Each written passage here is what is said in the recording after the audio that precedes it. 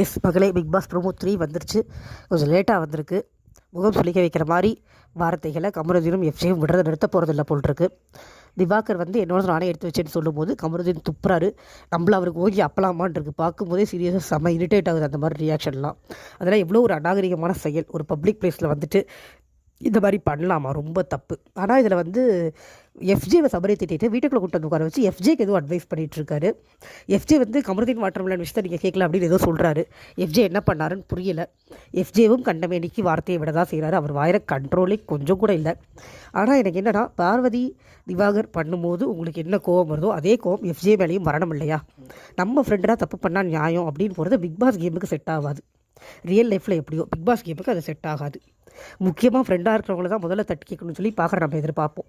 இப்போ எஃப்ஜேவை சுற்றி இருக்கிறவங்க முதல் விஷயமா அவருக்கு தான் அட்வைஸ் பண்ணி எழுதிருக்கணும், இதை பண்ணக்கூடாது அப்படின்னு.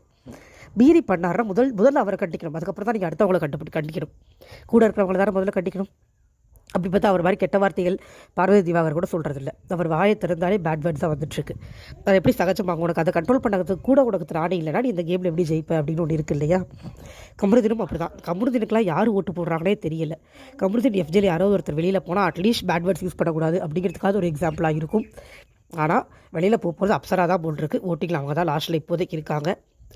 ஆனால் கமருதீன் எஃப்ஜே போகணும், இல்லை பார்வதிக்கு போகணும். இவங்க யாராவது போனால் சரியாக இருக்கும். பார்க்கலாம் என்ன நடக்குது அப்படின்னு. உங்களோட ஓட்டு யாருக்கு போடுறீங்க அப்படின்னு சொல்லிட்டு போங்க. ப்ரோமோ ஏன் லேட்டாச்சுன்னு தெரில. இன்னும் செகண்ட் கேம் ஆரம்பிக்கலை. அதாவது செகண்ட் டைம் ஆரம்பிக்கலை, ஃபஸ்ட்டு கேம் தான். கேம் ஆரம்பிச்சது அப்படின்னா நான் பார்த்துட்டு உங்களுக்கு வீடியோவோட வரேன். லைக் பண்ணி சப்ஸ்கிரைப் பண்ணி உங்களோட கமெண்ட் பண்ணி கொஞ்சம் சப்போர்ட் பண்ணுங்கள். Thank you so much. பை.